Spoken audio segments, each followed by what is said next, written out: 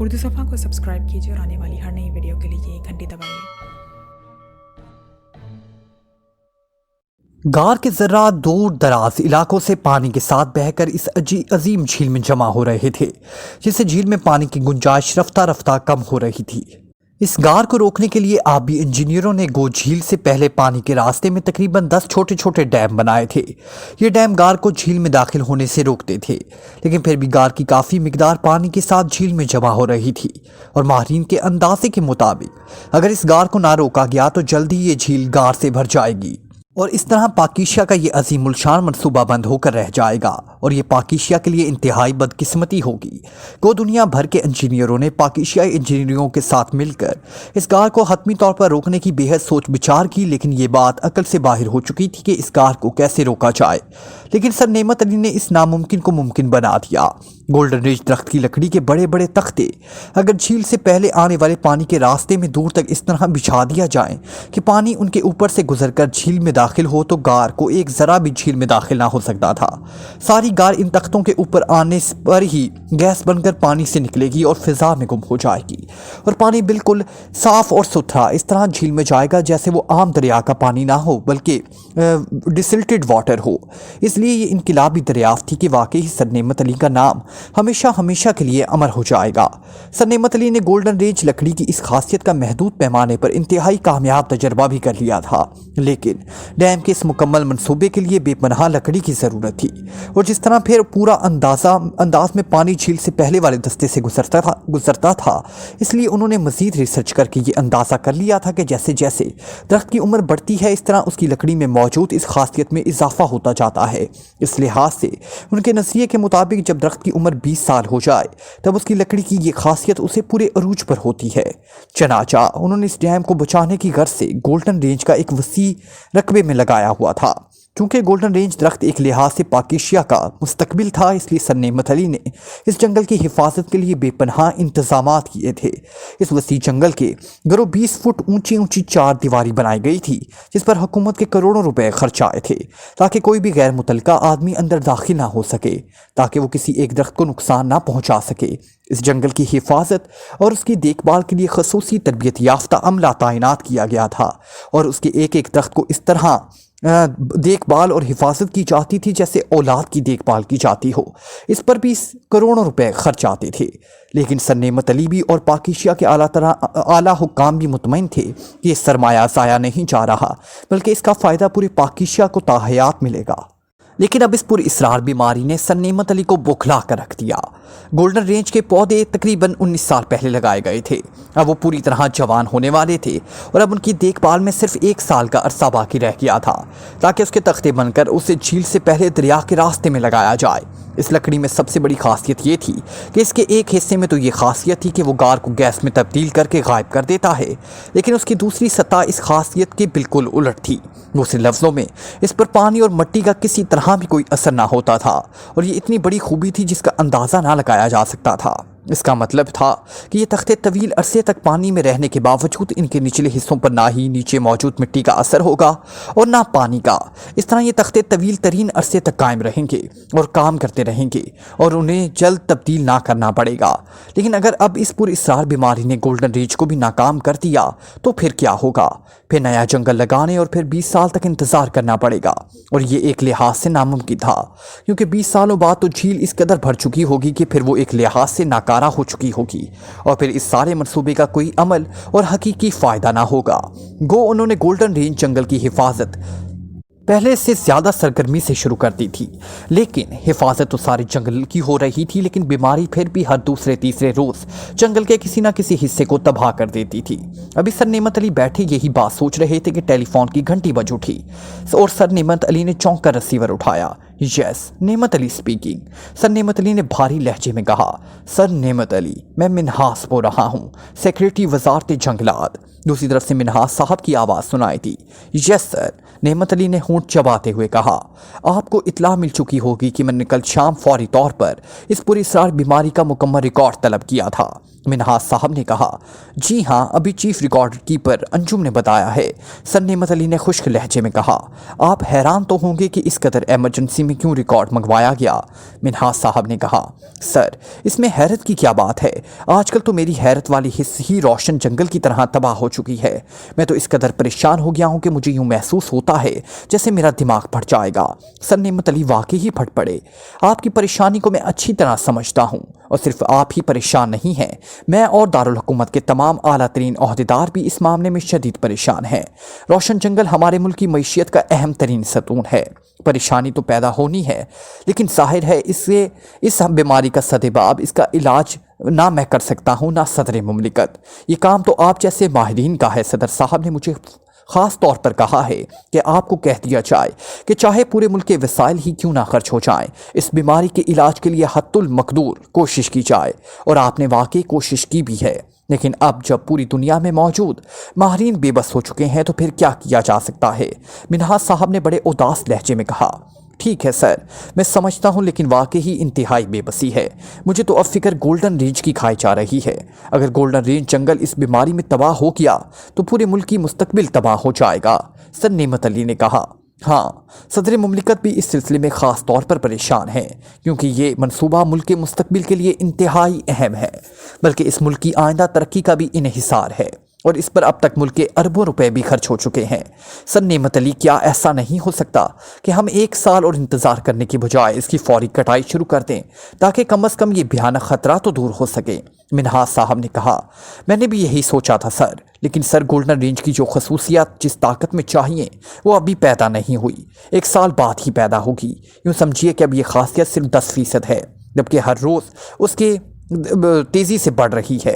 मैंने जो तजुर्बात किए हैं इससे यही नतीजा निकला है कि जब लकड़ी की उम्र 19 साल होती है तो उसकी खासियत 10% ही रहती है, लेकिन 19 साल होते ही इसकी ताकत में नाकाबिले यकीन तेज़ी से इजाफा होना शुरू हो जाता है, और 1 साल के अंदर ये खासियत 10% से बढ़कर 100% तक पहुँच जाती है। ये एक कुदरती बात है, उसे साइंसी तौर पर ना घटाया जा सकता है ना बढ़ाया जा सकता है, और हमें 100% ना सही 50% तो हर सूरत में चाहिए। मैंने कल ही इसके एक टुकड़े का दोबारा तजज़िया किया है। इस वक्त इसमें खासियत 25% है, इसलिए सर अब उनका काटना एक लिहाज से बेकार ही है। सर नेमत अली ने जवाब दिया, ओके, बहरहाल मैंने फ़ोन इसलिए किया है कि रोशन जंगल की तबाही की रिपोर्ट पाकिस्तान सीक्रेट सर्विस के चीफ X2 तक भी पहुंच गई है, और X2 ने इसमें गहरी दिलचस्पी लेनी शुरू कर दी है, और सेक्रेटरी वजारत खारजा सर सुल्तान को इसका मुकम्मल रिकॉर्ड फौरी मुहैया करने का हुक्म दिया। चनाचा सर सुल्तान ने मुझे फ़ोन किया और मैंने फौरी तौर पर रिकॉर्ड मंगवा कर सर सुल्तान के हवाले कर दिया। इस तरह ये रिकॉर्ड X2 तक पहुंच जाएगा। अभी थोड़ी देर पहले सदर मुमलिकत साहब ने मुझे फ़ोन किया है कि जनाब X2 ने ये केस ले लिया है। उन्होंने हुक्म दिया है कि मैं आपको इतला कर दूँ कि इस केस के सिलसिला में X2 से मुकम्मल ताउन किया जाए। मैंने इसलिए फ़ोन किया है। मिन्हाज साहब ने कहा, सीक्रेट सर्विस का चीफ X2, ये कैसा नाम है? और फिर लकड़ी की इस बीमारी का सीक्रेट सर्विस से क्या ताल्लुक? जहाँ तक मेरा ख्याल है सीक्रेट सर्विस का काम तो बैनुल अक़वामी मुजरिमों की सरकोबी है, लेकिन लकड़ी की इस बीमारी का किसी जुर्म से कम अज़ कम कोई ताल्लुक नहीं हो सकता।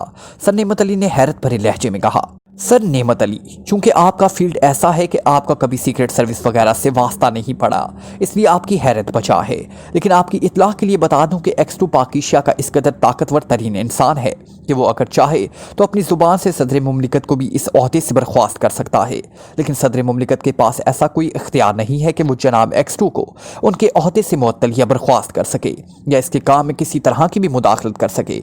जहाँ तक मुझे मालूम है जनाब X2 कभी किसी के सामने नहीं आए। सदर मुमलिकत की खसूसी मीटिंग में अगर उनका आना ज़रूरी हो तो उनके चेहरे पर नाकाम होता है। मैंने भी ऐसी 2 मीटिंग्स में शमूलियत की है। मैंने भी हमेशा उन्हें नाकाम में देखा है। उनकी टीम के बारे में भी कोई बात नहीं जानता कि वो कौन है, बस उनकी आवाज़ और उनका हुक्म चलता है, या फिर उनका ख़ास नुमाइंदा ख़ास मौक़ों पर किसी से मुलाकात करता है। सीक्रेट सर्विस ज़ाब्ते के तौर पर वजारत खारजा के तहत है, लेकिन सर सुल्तान भी सेक्रेटरी वजारत खारजा होने के बावजूद जनाब X2 को नहीं जानते। उनका राब्ता सिर्फ फ़ोन पर होता है और इनसे भी मुलाकात X2 के खुसूसी नुमाइंदगी होती है, और सर सुल्तान को भी इनका हुक्म इसी तरह मानना पड़ता है जैसे सर सुल्तान सदर मुमलिकत का हुक्म मानने पर मजबूर होते हैं। मिन्हाज साहब ने कहा, और सर नेमत अली को आंखें हैरत से फटती चली गई। ओह, इस कदर इख्तियारात, हैरत है। सर नेमत अली ने बेइख्तियार होकर कहा, अभी आपने एक फ़िक्रा कहा था कि इस पुरअसरार बीमारी ने आपकी हैरत की हिस्स को भी तबाह कर दिया, लेकिन अब देखिए X2 का नाम आते ही आपकी ये हिस्स दोबारा दुरुस्त हो गई, اور X2 ایسا ہی آدمی ہے۔ انہوں نے ایسے محیر القول کارنامے سر انجام دیے ہیں کہ کم از کم کسی انسان سے ان کی توقع نہیں کی جا سکتی۔ اور آپ حیران ہوں گے کہ صدر مملکت اس بات پر بے حد خوش ہیں کہ جناب X2 نے روشن جنگل کی تباہی کو ایک کیس کی صورت میں از خود لیا ہے۔ انہیں یقین ہے کہ جناب X2 اس بیماری کا علاج ڈھونڈ لیں گے، منہاج صاحب نے کہا، اور سر نعمت علی نہ چاہنے کے باوجود ہنس پڑے۔ ٹھیک ہے جناب، اب ہماری بیماریوں کا علاج سیکرٹ سروس ہی کرے گی، ہم سائنسدان اور ماہرین تو واقعی ہی بیکار ہو چکے ہیں۔ سر نعمت علی نے طنزیہ لہجے میں جواب دیا، میں آپ کی بات پوری طرح سمجھتا ہوں اور مجھے آپ کے جذبات کا پوری طرح احساس ہے۔ میں نے خود یہی بات صدر مملکت اور سلطان صاحب سے بھی کی، لیکن مجھے انہوں نے یہی جواب دیا ہے کہ جب X2 خود ہی اسے کیس سمجھ کر رہا ہے تو انہیں ایسا کرنے سے کوئی روک نہیں سکتا، اور اگر کوشش کرتا ہے تو اسے کرنے دیں۔ چنانچہ میں خاموش ہو گیا۔ منہاج صاحب نے جواب دیا، ٹھیک ہے جناب، ظاہر ہے با اختیار عہدیدار جو چاہے کر سکتا ہے، بہرحال میں ان سے مکمل تعاون کروں گا، سر نعمت علی نے کہا، اور منہاج صاحب نے شکریہ ادا کر کے رسیور رکھ دیا۔ اب یہ جاسوس درختوں کی بیماری کا علاج کریں گے؟ نانسنس، سر نعمت علی نے بڑبڑاتے ہوئے کہا اور رسیور رکھ دیا۔ ان کے چہرے پر شدید کبیدگی کے آثار نمایاں تھے، لیکن ظاہر ہے وہ خود بھی تو کچھ نہ کر سکتے تھے، اور یہی بے بسی انہیں مار ڈال رہی تھی۔ یہ لیجیے کافی، بلیک زیرو نے عمران کے سامنے میز پر کافی کا کپ رکھتے ہوئے کہا۔ شکریہ طاہر، عمران نے سر اٹھائے بغیر کہا۔ وہ اپنے سامنے ایک فائل کھولے اس کے مطالعہ میں مصروف تھا، اور اس کے ارد گرد کتابیں اور فائلیں بھری پڑی تھی، جیسے صدیوں سے وہ ان کتابوں اور فائلوں میں غرق ہو رہا ہو۔ اس وقت عمران دانش منزل کی لائبریری میں موجود تھا، اور اس کے سامنے فائلوں کی صورت میں وہ سرکاری ریکارڈ موجود تھا جو اس نے سر سلطان کی مدد سے سیکریٹری وزارت جنگلات کے ذریعے روشن جنگل سے منگوایا تھا، اور اب یہ دانش منزل پہنچا تھا۔ عمران انتہائی باریک بینی سے اس کے مطالعے اور تجزیے میں مصروف تھا۔ درمیان میں اس نے بلیک زیرو کو کہہ کر پاکیشیا میں موجود نیشنل لائبریری کے خصوصی طور پر کہلوا کر اس میں موجود فارسٹری کے بارے میں جتنی بھی کتب تھی جس زبان میں بھی موجود تھی ساری منگوا لی تھی۔ اس سے ان فائلوں اور کتابوں کا مطالعہ کرتے ہوئے پوری رات گزر گئی تھی، اور بلیک زیرو بھی اس کی وجہ سے نہ سو سکا تھا۔ اس کی ذمہ یہی ڈیوٹی رہ گئی تھی کہ وہ عمران کو چائے یا کافی تیار کر کے سرو کرتا رہے۔ اب صبح کے 9 بج چکے تھے، لیکن عمران ابھی تک اپنے کام میں اس طرح منہمک تھا جیسے وہ باقی ساری عمر اس کام میں وقف کر دینے کا حتمی فیصلہ کر چکا تھا۔ بلیک زیرو ساتھ والی کرسی پر بیٹھ گیا۔ اگر آپ کہیں تو میں ناشتہ تیار کر لاؤں؟ بلیک زیرو نے کہا۔ نہیں، مسلسل چائے اور کافی پی کر ناشتے کی خواہش ہی محسوس نہیں ہو رہی، عمران نے فائل کے مطالعہ کے ساتھ ساتھ کافی کے گھونٹ پیتے ہوئے کہا۔ اس کی نظریں مسلسل فائل کے اوراق پر ہی جمی ہوئی تھی۔ بلیک زیرو سر ہلاتا ہوا اٹھا اور لائبریری سے باہر آ گیا۔ تقریباً آدھے گھنٹے بعد عمران نے فائل بند کی اور ایک طویل سانس لے کر وہ اٹھ کھڑا ہوا۔ اس نے ایک نظر ارد گرد بکھری ہوئی کتابوں اور فائلوں پر ڈالی، اور پھر کندھے اچکاتا ہوا بیرونی دروازے کی طرف بڑھ گیا۔ آپریشن روم میں پہنچ کر وہ پہلے باتھ روم میں گیا، اور پھر تھوڑی دیر جب وہ باہر آیا تو وہ غسل کر کے لباس بدل چکا تھا۔ اب اس کی چہرے پر تھکاوٹ کی بجائے بشاشت موجود تھی۔ آپ کے چہرے کی بشاشت بتا رہی ہے کہ آپ کسی نتیجے پر پہنچ گئے ہیں، بلیک زیرو نے مسکراتے ہوئے کہا۔ ہاں، اب میں اس نتیجے پر پہنچا ہوں کہ یہ سارا کھیل اوراق کا ہے، وہ ہمارے روشن جنگل کو تاریک بنانے پر تلی ہوئی ہے۔ عمران نے کرسی پر بیٹھتے ہوئے مسکرا کر کہا۔ اوہ، اس کا مطلب ہے کہ ساری رات محنت کا کوئی فائدہ نہیں ہوا، بلیک زیرو نے منہ بناتے ہوئے کہا۔ ہاں بلیک زیرو، واقعی باوجود شدید محنت کے کوئی مفید بات سامنے نہیں آئی۔ اگر یہ کوئی ہماری ہے تو پھر یہ ہماری واقعی اگر یہ کوئی بیماری ہے تو پھر یہ بیماری واقعی پر اسرار ہے۔ اب تک دنیا بھر میں کسی بھی جنگل کو ایسی بیماری سے ملتی جلتی کبھی بیماری سے واسطہ نہیں پڑا۔ بس ایک بات ایسی ہے جو میرے اس نظریے کو تقویت بخشتی ہے کہ رپورٹوں کے مطابق سوائے روشن جنگل کے پورے پاکیشیا میں موجود کسی اور چھوٹے بڑے جنگل میں اس بیماری کے بارے میں کوئی معمولی سی رپورٹ سامنے نہیں آئی۔ اس سے ظاہر ہوتا ہے کہ روشن جنگل میں کوئی ایسی بات ہے جس کے لیے یہ پر اسرار بیماری کا ہدف بن گیا ہے، لیکن یہ اور کوئی بات اب تک سامنے نہیں آئی۔ روشن جنگل صرف وسعت کے لحاظ سے پاکیشیا کا وسیع ترین جنگل ہے، نہ اس جنگل میں بھی وہی درخت ہیں جو دوسرے جنگلوں میں ہیں۔ خاص طور پر دارالحکومت میں ایک اور چھوٹا جنگل بھی موجود ہے جسے عرف عام میں سبز جنگل بھی کہا جاتا ہے۔ وہاں کوئی بیماری نہیں پھیلی، حالانکہ وہاں کی آب و ہوا بالکل روشن جنگل جیسی ہے۔ بس یہی بات میرے ذہن میں کھٹ رہی ہے، عمران نے کہا، اور پھر اس کے سامنے دیوار پر لگے ہوئے کلاک میں اس نے ٹائم دیکھتے ہوئے ٹیلی فون اپنی طرف کھسکایا اور ریسیور اٹھا کر نمبر ڈائل کرنے شروع کر دیے۔ یس، PA ٹو ڈائریکٹر جنرل दूसरी तरफ से एक मौतबाना आवाज सुनाई दी। सर नेमत अली से बात कराओ। Chief of secret service speaking Imran ने X2 के मखसूस लहजे में कहा। इसने रात ही सर सुल्तान से कह दिया था कि वो सेक्रेटरी जंगलात के जरिए सर नेमत अली को X2 के मुतालिक ब्रीफ कर दे ताकि सर नेमत अली ज़रूरत पड़ने पर पूरी तरह ताउन करे। इसका ख्याल था कि शायद सर नेमत अली X2 के नाम से वाकिफ ना हो, इसने हफ्से मातकदम के तौर पर ऐसी हिदायत करती थी। यस सर, होल्ड ऑन करें। दूसरी तरफ से पहले कहीं से कहीं ज्यादा मौतबाना लहजे में कहा गया। हेलो, नेमत अली अटेंडिंग। चंद लम्हों बाद सर नेमत अली की मखसूस आवाज़ रिसीवर पर सुनाई दी। Chief of secret service X2 speaking. Imran ने मखसूस लहजे में कहा। यस सर, सेक्रेटरी वजारत जंगलात मिनहास साहब से अभी मुझे आपके मुतालिक तफसीली हिदायत दे दी गई हैं। मैं हर ताउन के लिए तैयार हूँ, सर नेमत अली ने जवाब दिया। शुक्रिया। क्या आप मुझे इस पॉइंट पर क्लियर कर सकेंगे कि रोशन जंगल और पाकिशा ही मौजूद दूसरे छोटे जंगल जैसे सब्ज जंगल कहा जाता के दरमियान आबो हवा, मौसमी हालात या तबई हालात में कोई नुमाया फ़र्क क्यों नहीं आया? इमरान ने सर्द लहजे में कहा। नो सर, कोई फ़र्क मौजूद नहीं है। सर नेमत अली ने जवाब दिया। क्या सब्ज जंगल और रोशन जंगल में एक ही किस्म के दरख्त मौजूद हैं या दरख्तों की कोई ऐसी किस्म जो सब्ज जंगल में मौजूद ना हो और रोशन जंगल में मौजूद हो? इमरान ने पूछा। जी हाँ, करीबन 10 इकसाम ऐसी हैं जो रोशन जंगल में तो मौजूद हैं लेकिन सब्ज जंगल में मौजूद नहीं है, क्योंकि सब्ज जंगल इंतहाई कम रकबे पर है, वहाँ ज़्यादा इकसाम नहीं लगाई गई। सर नेमत अली ने जवाब दिया। रोशन जंगल में मौजूद ये 10 इकसाम क्या सारी की सारी इस पूरे इसरार बीमारी का शिकार हो चुकी हैं या कोई किस्म ऐसी है जो इस पूरी इसरार बीमारी की इज्जत में ना आई हो? इमरान ने पूछा। जी हाँ, एक किस्म ऐसी है जो अभी तक महफूज है। वैसे 8 ऐसी इकसाम भी महफूज हैं जो सब्ज जंगल में भी मौजूद हैं। सर नेमत अली ने जवाब दिया। वो कौन सी किस्म है? इमरान ने चौंक कर पूछा।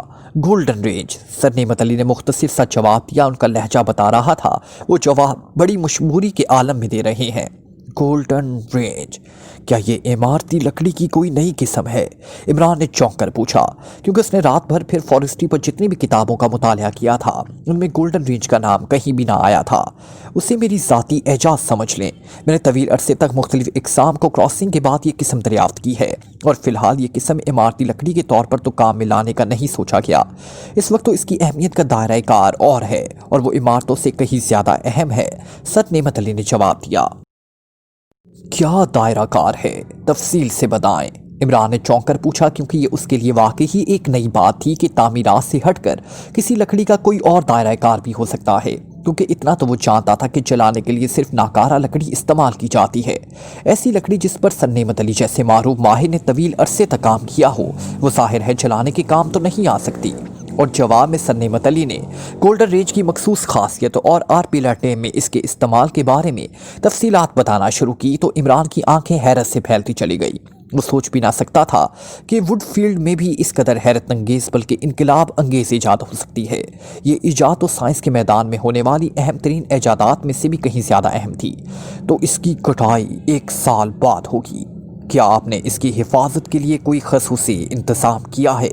इमरान ने होंठ चबाते हुए पूछा और जवाब में सर नेमत अली ने हिफाजत के इंतज़ामात की तफसील बतानी शुरू कर दी। सर नेमत अली, क्या आपको कोई ऐसी रिपोर्ट मिली है कि रात के वक्त जंगल के किसी भी हिस्से में पूरी इसरार सरगर्मियाँ देखी गई हों? इमरान ने चंद लम्हे खामोश रहने के बाद पूछा। नहीं जनाब, अब तक ऐसी कोई रिपोर्ट नहीं मिली। हालांकि जब से ये बीमारी शुरू हुई है मैंने वैसे ही रात को हंगामी गश्त के इंतज़ामात भी शुरू कर रखे हैं। सर नेमत अली ने जवाब दिया।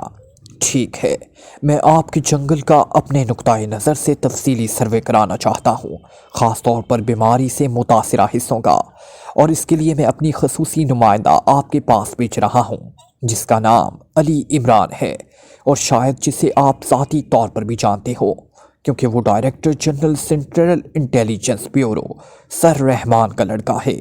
आपने उससे हर मुमकिन ताउन मुहैया करना है। इमरान ने तहमकाना लहजे में कहा। अली इमरान, सर रहमान का लड़का, वो मस्खरा सा नौजवान, आप इसी की बात कर रहे हैं? सर नेमत अली के लहजे में बेपनाह हैरत थी और इमरान इनकी हैरत सुनकर मुस्कुरा दिया। हाँ, वही मस्खरा नौजवान, वो मेरा खसूसी नुमाइंदा है اور اسے وہی اختیارات حاصل ہوں گے جو مجھے حاصل ہیں، اور میرے اختیارات کے متعلق سیکریٹری جنگلات نے آپ کو بریف کر دیا ہوگا، اس لیے مجھے یقین ہے کہ آپ اس سے مکمل تعاون کریں گے۔ وہ کسی بھی وقت آپ سے رابطہ قائم کرے گا۔ گڈ بائے، عمران نے سخت لہجے میں کہا، اور پھر بغیر دوسری طرف سے جواب سنے اس نے رسیور رکھ دیا۔ آپ سر نعمت علی سے مل چکے ہیں، بلیک زیرو نے کہا مسکراتے ہوئے۔ ہاں، اس کی بیٹی نشاط سریا کی سہیلی ہے، وہ یونیورسٹی میں پڑھتی ہے۔ اس کی سالگرہ میں سریا کو لے کر گیا تھا، اور حقیقت یہ ہے کہ سالگرہ پر جانے کی وجہ سے ہی مجھے روشن جنگل کی صحیح اہمیت کا احساس ہوا، اس لیے میں ہوٹل 5 اسٹار میں 2 تاجروں کے درمیان ہونے والی باتیں سن کر چونکا تھا، ورنہ شاید میں اس طرف زندگی بھر بھی توجہ نہ دیتا۔ عمران نے جواب دیا، اور بلیک زیرو نے سر ہلا دیا۔ ویسے عمران صاحب، گولڈن ریچ کے بارے میں سر نعمت علی نے جو تفصیلات بتائی ہیں ان سے تو یہ معاملہ بے حد سیریس ہو گیا ہے۔ اگر گولڈن رینج بھی اس بیماری کا شکار ہو جاتے ہیں تو اس کا مطلب ہے اربیلا ڈیم کا مستقبل قطعی غیر یقینی ہو جاتا ہے، اور یہ نقصان شاید پاک ایشیا کے لیے اس صدی کا سب سے بڑا نقصان ہوگا۔ بلیک زیرو نے انتہائی سنجیدہ لہجے میں کہا۔ ہاں، اور اس بات نے مجھے نہ صرف چونکا دیا ہے بلکہ اب میری چھٹی حس کہہ رہی ہے کہ یہ پر اسرار بیماری دراصل اس گولڈن رینج کی تباہی کے لیے روشن جنگل میں وارد کی گئی ہے، عمران نے کہا۔ لیکن عمران صاحب، اگر ایسا ہوتا تو پھر ان کا پہلا نشانہ لازماً گولڈن ریچ والا حصہ ہوتا، جبکہ گولڈن ریچ ابھی تک محفوظ ہے اور باقی جنگل مسلسل تباہ ہوتا جا رہا ہے۔ ہو سکتا ہے اس میں کوئی خاص راز ہے جس کا ہم بھی ابھی تک ابراق نہ کر سکے ہوں، لیکن اب چاہے یہ واقعی کوئی بیماری ہی کیوں نہ ہو، ہمیں ہر صورت میں اس گولڈن ریچ کو بچانا ہوگا۔ یہ اس پورے جنگل سے مجموعی طور پر زیادہ اہم ہے، عمران نے کہا، اور پھر اس نے ٹیلی فون کا رسیور اٹھایا اور نمبر ڈائل کرنے شروع کر دیے۔ Julia speaking. رابطہ قائم ہوتی ہی جولیا کی آواز سنائی دی۔ X2، عمران نے مخصوص لہجے میں کہا۔ یس سر، جولیا نے انتہائی معتبانہ لہجے میں کہا۔ ایک حلیہ نوٹ کرو، عمران نے مخصوص لہجے میں کہا، پھر اس نے ڈان فلاچر کا حلیہ تفصیل سے بتا دیا۔ یس سر، جولیا نے جواب دیا۔ اس حلیے کا آدمی جس کا نام ڈان فلاچر ہے دارالحکومت سے 200 کلومیٹر دور فیروز والا میں بننے والے فلائی کیسینو میں رہ رہا ہے۔ وہاں اس نے بھاری جوا جیتا، جس کی وجہ سے ایک روز کے لیے اسے مہمان خصوصی بھی بنایا گیا۔ اس کے بعد ڈان فلاچر روشن جنگل کے ڈائریکٹر جنرل سر نعمت علی کا مہمان رہا۔ تقریباً 1.5 ہفتے تک مہمان رہنے کے بعد وہ واپس چلا گیا اور کہا یہی چاہتا ہے کہ وہ واپس اکریمیا چلا گیا ہے۔ تم اپنی ٹیم کو حرکت میں لے آؤ اور کسینو میں اس کی رہائش کے دوران اس سے ملنے والے فون یا اس کے لیے کیے ہوئے فون کی پڑتال کرو۔ کیسینو میں ماڈرن فون ایکسچینج موجود ہے۔ اس کے علاوہ وہ کیسینو میں اس ملنے والے افراد کے بارے میں تفصیلات تم نے جمع کرنی ہے، اور خاص طور پر کیسینو میں اس کے کاغذات کے متعلق جو کچھ اندراجات ہیں اس کی تفصیلات بھی۔ اس کے بعد تم نے ایئرپورٹ پر فلائنگ ریکارڈ کمپیوٹر سے اس کی واپسی کی تفصیلات جمع کرنی ہے۔ اس کے ساتھ ساتھ پوری ٹیم کو دارالحکومت میں پھیلا دو کہ وہ اس بات کی چیکنگ کرے کیا ڈان فلاچر روشن جنگل سے واپسی کے بعد کسی ہوٹل میں تو نہیں ٹھہرا، اور اگر ٹھہرا ہے تو اس کی ملاقاتیوں اور اس کے نام آنے والے فون کالز کی تفصیلات سب کچھ تم نے معلوم کر کے مجھے رپورٹ دینی ہے، عمران نے پوری تفصیلات بتاتے ہوئے کہا۔ یس سر، جولیا نے جواب دیا، اور عمران نے رسیور رکھ دیا۔ آپ خود ایئرپورٹ ٹیلی فون کر کے اس کی واپسی کی معلومات معلوم کر سکتے ہیں، وہاں کمپیوٹر میں مکمل ریکارڈ موجود رہتا ہے۔ ایک کیس میں آپ نے خود معلومات حاصل کی تھی، بلیک زیرو نے کہا۔ مجھے معلوم ہے، لیکن سارے کام اگر فون پر ہی ہو جائیں تو سیکرٹ سروس والوں کو مفت کی تنخواہ دیتا رہوں، کچھ بھاگ دوڑ انہیں بھی تو کرنی چاہیے، عمران نے مسکراتے ہوئے کہا۔ بلیک زیرو مسکرا کر خاموش ہو گیا۔ عمران چند لمحے بیٹھا سوچتا رہا، اور پھر اس نے ایک بار پھر رسیور اٹھایا اور ٹیلی فون کے نمبر ڈائل کرنے شروع کر دیے۔ یس، ٹائیگر سپیکنگ۔ رابطہ قائم ہوتے ہی دوسری طرف سے ٹائیگر کی آواز سنائی دی۔ ٹائیگر، انڈر ورلڈ میں کوئی نئی خبر؟ عمران نے سنجیدہ لہجے میں کہا۔ میں آپ کا مطلب نہیں سمجھا۔ انڈر ورلڈ میں نئی خبریں تو چلتی ہی رہتی ہیں، آپ کس قسم کی خبر کی بات کر رہے ہیں؟ ٹائیگر نے الجھے ہوئے لہجے میں کہا۔ میرا مطلب ہے کسی ایسی پارٹی کی خبر جو پہلی بار سامنے آئی ہو اور اس نے کوئی بڑا کام شروع کیا ہو، عمران نے جواب دیا۔ اوہ، اب میں سمجھ گیا۔ نہیں جناب، گزشتہ 2 ماہ سے ایسی کوئی خبر نہیں ملی، میں تو خود ایسی خبروں کی طاق میں رہتا ہوں، ٹائیگر نے جواب دیا۔ مزید پڑتال کرو، اور اگر ایسی کوئی خبر ہو تو مجھے فوراً بتاؤ، عمران نے تیز لہجے میں کہا اور رسیور رکھ دیا۔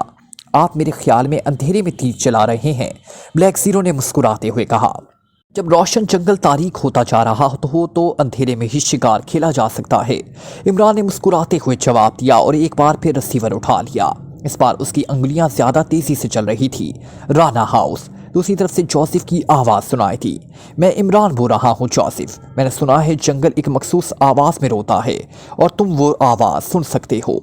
इमरान ने मुस्कुराते हुए कहा, ओह बॉस, आपने वाकई दुरुस्त सुना है। रोता भी है और हंसता भी है, और मैं जंगल का शहजादा ना सिर्फ उसके रोने और हंसने की आवाज़ें सुन सकता हूँ, बल्कि जंगल मुझे ये भी बता देता है कि वो क्यों रो रहा है और क्यों हंस रहा है। जोसेफ ने बड़े फखरिया लहजे में कहा और इमरान मुस्कुरा दिया। अच्छा, फिर आज आजमा लेते हैं। अगर वाकई ही ऐसा है तो फिर मैं तस्लीम कर लूँगा कि तुम जंगल के शहजादे हो, वरना मैं यही समझूंगा कि तुम्हारा कबीला तुम्हें माशी झील के सरकंडों की सफाई के दौरान उठा लाए होंगे। इमरान ने मुस्कुराते हुए कहा, आप बेशक आजमा लें बॉस। जोसेफ द ग्रेट, मैं खालिस शाही खून दौड़ रहा है। जोसेफ ने भड़कते हुए लहजे में कहा, पता चल जाएगा शाही खून दौड़ रहा है या जंगल के जमादारों का खून दौड़ रहा है, और तुम हम पर खामखा रोब डालते रहते हो। जवाना को लेकर मेरे फ्लैट पर पहुंच जाओ। इमरान ने मुस्कुराते हुए कहा और रिसीवर रख दिया। ये जंगल के रोने की बात मेरी समझ में नहीं आई। ब्लैक सीरो ने मुस्कुराते हुए कहा, अगर तुम में शाही खून हो और चलो दौड़ना रहा हो तो खाली चल रहा हो तो तुम्हें रोने की आवाज़ सुनाई दे सकती है, वरना नहीं। इमरान ने मुस्कुराते हुए कहा और कुर्सी से उठ खड़ा हुआ और ब्लैक सीरो हंस पड़ा। जूलिया और टाइगर की तरफ से जो रिपोर्टें आईं वो 11B ट्रांसमीटर पर मुझ तक पहुंचा देना। मैं 11B ट्रांसमीटर साथ ले जाऊंगा क्योंकि हो सकता है वहां मुझे कई दिन लग जाए। इमरान ने कहा और फिर उठकर बैरूनी दरवाजे की तरफ बढ़ गया। दरवाजा खुलने की आवाज़ सुनते ही डॉन फ्लॉचर चौंक पड़ा। दरवाजे पर एक सख्त चेहरे वाला नौजवान खड़े था और बार्चर, तुम कम इन, डॉन फ्लॉचर ने चौंक कर कहा और बार्चर मौतबाना अंदाज में अंदर दाखिल हो गया। क्या रिपोर्ट है? डॉन फ्लॉचर ने तेज लहजे में कहा, टारगेट कामयाब हो गया है बॉस। नंबर 13 और नंबर 14 बरकी भट्टी में पहुंच चुके हैं। बार्चर ने ऐसे ही लहजे में कहा जैसे नंबर 13 और नंबर 14 इंसानों की बजाय कोई हकीर सी मखलूक हो। इसका मतलब है अब हम मेन टारगेट के करीब पहुंच गए हैं। बैठो, डॉन फ्लॉचर ने सर हिलाते हुए कहा और हॉर्चर मेज की दूसरी तरफ रखी हुई कुर्सी पर बैठ गया। हमारे ग्रुप के तमाम अफराद मिशन में काम आ चुके हैं, इसलिए अब मेन मिशन पर तुमने खुद काम करना है, डॉन फ्लॉचर ने कहा। यस बॉस, लेकिन बॉस एक बात मेरी समझ में नहीं आई कि आखिर इस बार हमने अपने आदमियों को क्यों ज़ाया करते जा रहे हैं। बार्चर ने होंठ चबाते हुए कहा, उसकी एक ख़ास वजह है। तुम्हें मालूम है कि वही डी अभी इस स्टेज तक ना पहुंची थी कि उसे इस्तेमाल में लाया जा सकता, लेकिन हमें ऑफ़र इतनी बड़ी हुई है कि हम इस ऑफ़र से इनकार नहीं कर सकते, इसलिए मजबूरन हमें वीडी इस्तेमाल करनी पड़ी। अब पोजीशन ये है कि वीडी की ये रेंज ना सिर्फ इंतहाई कम है, बल्कि वीडी जिस जगह नस्ब होती है वहाँ हवा में उसके मखसूस ज़र्रात फैल जाते हैं और ये ज़र्रात वीडी को इस्तेमाल करने वालों के जिस्म और लिबास में जज्ब हो जाते हैं।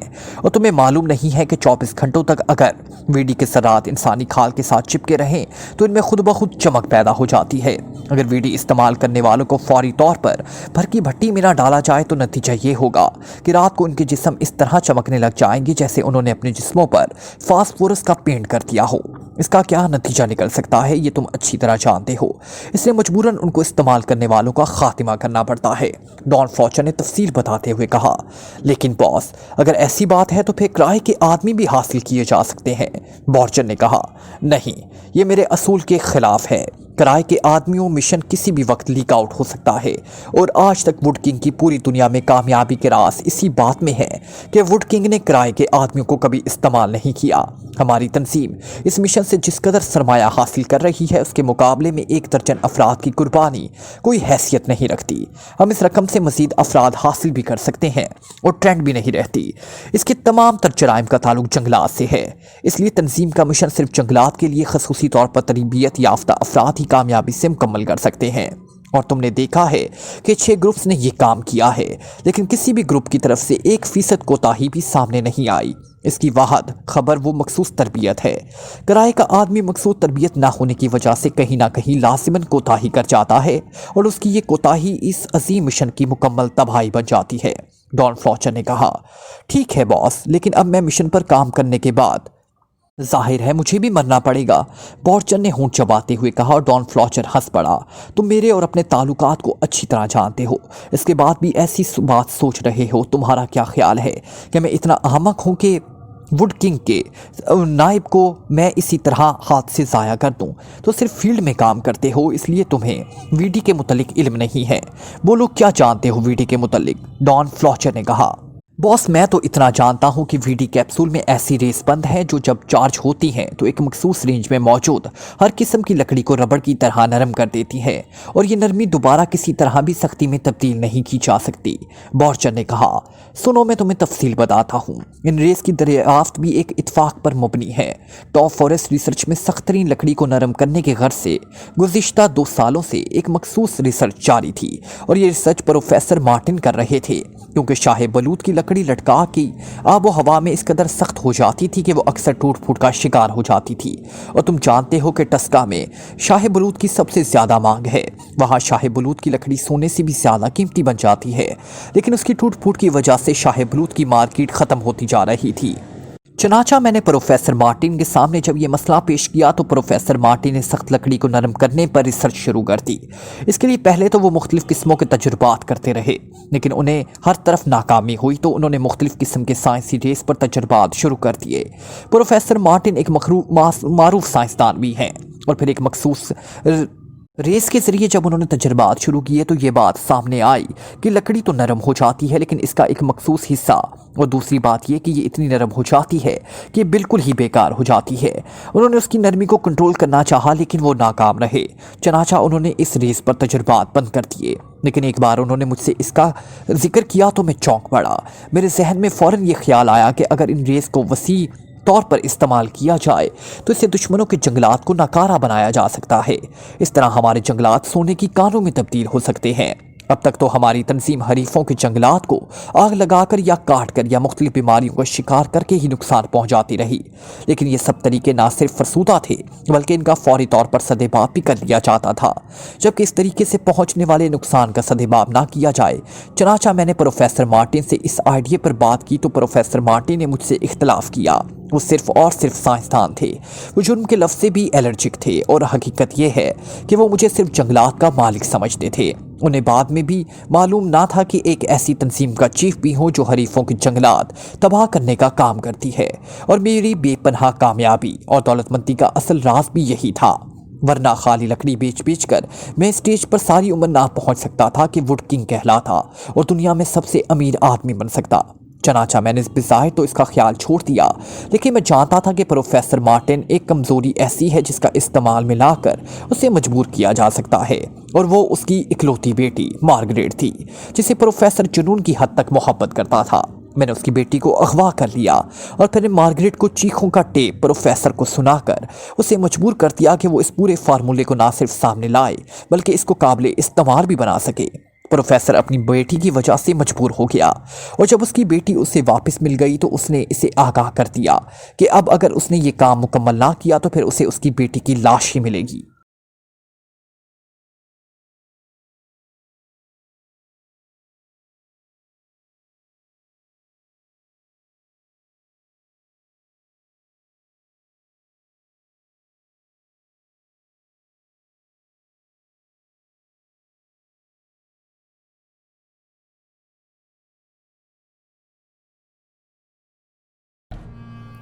Like, comment, share, press the bell icon.